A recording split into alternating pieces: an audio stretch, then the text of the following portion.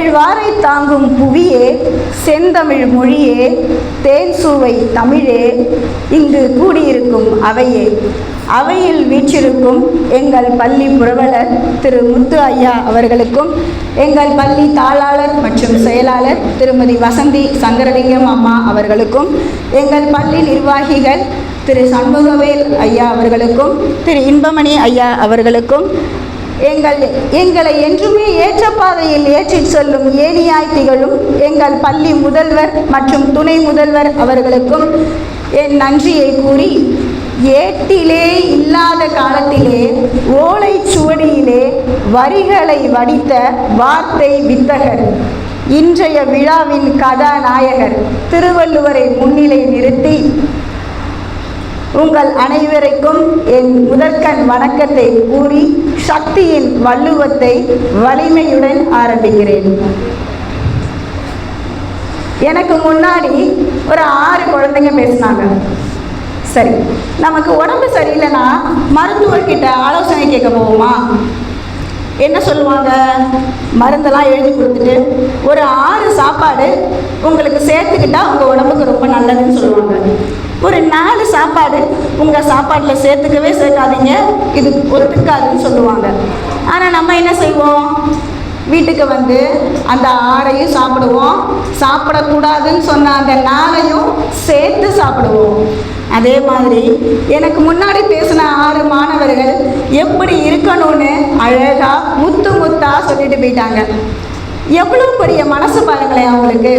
மாணவர்களாகிய நாங்கள் சின்ன குழந்தைங்க எப்படி இருக்கணும்னு நாங்கள் சொல்கிறோம், ஆனால் எப்படி இருக்கக்கூடாதுங்கிறத பெரியவங்களாகிய நீங்கள் சொல்லுங்கன்னு எங்களுக்கு வழி விட்டுட்டு அவங்க உட்காந்துருக்காங்க. நன்றி மாணவர்களே. இன்றைக்கி இருக்கிற குழந்தைங்க நிறைய விஷயங்களை ரொம்ப ஈஸியாக கற்றுக்குறாங்க. ஃபோனை ஹேண்டில் பண்ணுறது நமக்கே சில விஷயங்கள்ல ரொம்ப கஷ்டமாக இருக்கும்.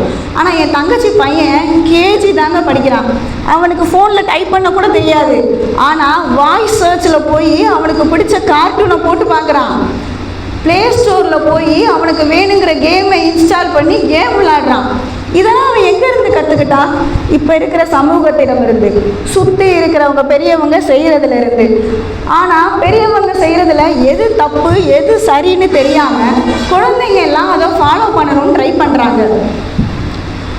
அப்படி செய்யக்கூடாது இல்லையா? எங்கள் வீட்டு வாசலில் ஒரு நாள் 2 சின்ன குழந்தைங்க விளாண்டுக்கிட்டு இருந்தாங்க. ரொம்ப ஜாலியாக போய் விளாண்டுட்டு இருந்தாங்க. நானும் வேடிக்கை பார்த்துட்டே உட்காந்துருந்தேன். திடீர்னு ஒரு சத்தம், ஒரு குழந்தை கத்துது. ஏய், நான் சொல்கிறத கேட்பியா கேட்க மாட்டியா? இல்லைன்னா நான் அவனை விளையாட்டுக்கு சேர்க்க மாட்டேன் அப்படின்னு கத்துது. இன்னொரு குழந்தை அழுதுகிட்டே போயிடுச்சு. இந்த இவ்வளோ கோபப்படுற குணம் அந்த குட்டி குழந்தைக்குரிய சுபாவமா? இல்லையே. அது எங்கேருந்து இந்த சுபாவத்தை பழகியிருக்கோம்? அவங்க வீட்டில் பெரியவங்க யாராவது பேசுகிறத பார்த்து இந்த சுபாவம் அந்த குழந்தைக்கு வந்திருக்கும் இல்லையா? மாணவர்களே, உங்களுக்கு இந்த 2 கை எதுக்கு இருக்குது தெரியுமா? உங்களை சுற்றி என்ன வேணாலும் நடந்துட்டு போயிடும்.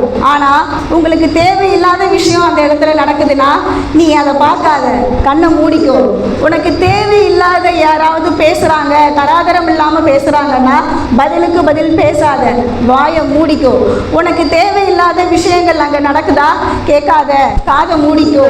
ஸோ இப்படி நிறைய விஷயங்களில் நம்ம பக்குவப்பட்டு எதை செய்யணும் எதை செய்யக்கூடாது அப்படின்னு நம்ம இருந்தோம் அப்படின்னா நம்ம வாழ்க்கையில் நம்ம ஜெயிச்சிடலாம். உங்களுக்கு நிறையவே இன்டெலிஜென்ஸ் இருக்குது, ஆனால் அதை எப்படி யூஸ் பண்ணணும் அப்படிங்கிறதுல தான் இருக்குது. நீங்களாம் கேட்பீங்க, என்ன மிஸ் கோவமே படக்கூடாதா? கோவம் இல்லாமல் எப்படி இருக்கிறது? எங்களுக்கெல்லாம் கோவமே வரக்கூடாதா அப்படின்னு கேட்பீங்க இல்லையா? வரலாம். ஆனால் எங்கே யார் விட்டு கொடுத்து போகிறாங்கன்றதுல தான் இருக்குது. லாஸ்ட் இயர் ஆனுவல் எக்ஸாம் ஹாலிடேயில் நாங்கள் திருச்செந்தூருக்கு வேனில் போய்கிட்டு இருந்தோம். ஒரு சிக்னல் நிற்கிறோம். நாங்கள் 2 நிமிஷம் கழித்து க்ரீன் சிக்னல் போட்டாங்க. எங்களுக்கு பின்னாடி இருக்க வண்டிலாம் கிளம்ப ஆரம்பிச்சிருச்சு. ஆனால் எங்கள் வேனால் மூவ் பண்ண முடியல. ஏன்னா எங்கள் வேனுக்கு முன்னாடி ஒரு வயசானவர் நிற்கிறாரு. அவருக்கு வண்டிக்கு என்ன ஆச்சுன்னு தெரியல. திடீர்னு வண்டி ஸ்டார்ட் ஆகலை. எங்கள் வேன் டிரைவருக்குன்னா கோவம், கொஞ்சம் கூட பொறுமையே இல்லை. காய்ச்சி மூச்சுன்னு கத்துறாரு அந்த வயதான முதியவரை பார்த்து. பாவம் அவர் கொஞ்சம் கொஞ்சமாக வண்டியை மெதுவாக நகட்டி ஒரு ஓரமாக கொண்டு போய் வச்சிட்டாரு. ஒரு அரை மணி நேரம் கழித்து இதே மாதிரி ஒரு சிக்னல், சேம் சுச்சுவேஷன். ஆனால் அங்கே நிற்கிற ஆள் வேற. அங்கே ஒருத்தர் நல்லா ஜைஜாண்டிக்காக கூலிங் கிளாஸ் போட்டு பெரிய முறுக்கு மீசையோட பார்க்குறதுக்கு போலீஸ்கார் மாதிரி நிற்கிறார். எங்கள் டிரைவர் ஃபஸ்ட்டு அவர் ஃபேஸை பார்க்கல, பின்னாடி இருந்து பார்த்துட்டு ஹார்ன் அடிச்சுட்டே இருக்காரு. அவர் திரும்பி ஒரு முறைச்சாரே பாருங்க. இந்நேரம் என்ன நடந்திருக்குன்னு நினைக்கிறீங்க? என்னப்பா, எங்களை விட்டுட்டு இறங்கி போய் அவருக்கு ஹெல்ப் பண்ண போயிட்டாரு. இப்படி ஹேண்டில் பண்ணுறத கற்றுக்கணும். கோபம் வந்தாலும் எங்கே நம்ம காட்டணும், எங்கே காட்டக்கூடாதுன்னு நம்ம ஹேண்டில் பண்ண பழகிட்டோம் அப்படின்னா அது நம்மளை எங்கேயோ கொண்டு போயிடும். சரி, இந்த கைப்பிடி இல்லாத கத்தி பார்த்துருக்கீங்களா? கத்தி யூஸ் பண்ணியிருக்கீங்களா? எல்லாரும் எங்கே பிடிச்சி யூஸ் பண்ணுவீங்க? பின்னாடி கைப்பிடியை பிடிச்சி யூஸ் பண்ணுவீங்க. கைப்பிடி இல்லைன்னா எந்த பக்கம் பிடிச்சாலும் காயம் விளக்கும் இல்லையா? அந்த மாதிரி கைப்பிடி இல்லாத கத்தி எப்படி எந்த பக்கம் பிடிச்சாலும் காயத்தை ஏற்படுத்துமோ அதே மாதிரி தான் கோபமும் ரெண்டு தரப்பு வாதிகளுக்கும் காயத்தை ஏற்படுத்தும். கோபப்படுத்துகிறவங்களா இருந்தாலும் சரி, கோபப்படுறவங்களா இருந்தாலும் சரி. ஒரு பாம்பு இப்படி தான் ஒரு தச்சர்கள் வேலை பார்க்குற இடத்துல நைட்டு அந்த ரூமுக்குள்ளே நுழையுது. தச்சர்கள் வேலை பார்க்குற இடம்னா என்னெல்லாம் இருக்கும்? சுத்தியல் இருக்கும், ஆணி, ரம்பம், கத்தி, இப்படி நிறைய விஷயங்கள் இருக்கும்ல. பாம்பு உள்ள ஊர்ந்துக்கிட்டே இருக்கும்போது அந்த ரம்பத்தில் ஏறி இறக்கும்போது கூர்மையான ஒரு பகுதி அந்த பாம்புல குத்தி ரத்தம் வந்துருச்சு. ஒரே கோபம் பாம்புக்கு. யாரோ நம்மளை எங்க இருந்தோ தாக்குறாங்கன்னு நினைச்சு திரும்பி ஓங்கி ஒரு போடு அந்த ரம்பத்துல. என்ன ஆயிருக்கும்? ஒரு வெட்டு வாயில ரத்தம் சொல்லன்னு சொட்டுது. இப்போ என்னன்னா அந்த ரம்பத்தை எப்படியாவது உடைச்சிடணும்னு நினைக்குது. அந்த ரம்பத்தை சுற்றி வளைக்குது இது உடம்பால. எப்படி முடியும்? இங்கே ஜெயிக்கிறது பாம்பா இருக்குமா இல்லை அந்த ரம்பமா இருக்குமா? வெரி குட், ரம்பம் தான் ஜெயிக்கும். பாம்புக்கு என்ன நடந்திருக்கும்? துண்டு துண்டாகி அது இறந்து போனது தான் மிச்சம். இப்படி நம்ம கோபத்தை எங்கே ஹேண்டில் பண்ணக்கூடாதோ அங்கே நம்ம கோபப்படவே கூடாது இல்லையா? கோபங்கிற குணம் நம்மளை அழிக்கிற ஒரு உணர்ச்சியாக தான் மாறுமே தவிர எந்த ஒரு விஷயத்துக்கும் அது தீர்வாகவே இருக்காது. இதை தான் வள்ளுவர் ஒரு குறளில் 31வது வெகுளாமை அப்படிங்கிற அதிகாரத்தில் 305வது குறளாக சொல்லியிருக்காரு. அந்த குறளை இப்போ நான் சொல்ல மாட்டேன், நீங்கள் தான் சொல்ல போகிறீங்க. க்ளூ வேணா கொடுக்குறேன். இங்கே பின்னாடி இருக்கிற ஸ்க்ரீனில் அந்த குறள் இருக்கு. சூப்பர். தன்னைத்தான் காக்கின் சினங்காக்க காவாக்கால் தன்னையே கொல்லும் சினம். தன்னைத்தான் காக்கின் சினங்காக்க காவாக்கால் தன்னையே கொல்லும் சினம். எவன் ஒருவன் தன்னை காப்பாற்றிக்கணும்னு நினைக்கிறானோ அவன் முதல்ல சினம்ங்கிற குணத்தை அறவே ஒழிக்கணும். அப்படின்னா மட்டும்தான் அவனால் காப்பாற்றிக்க முடியும்.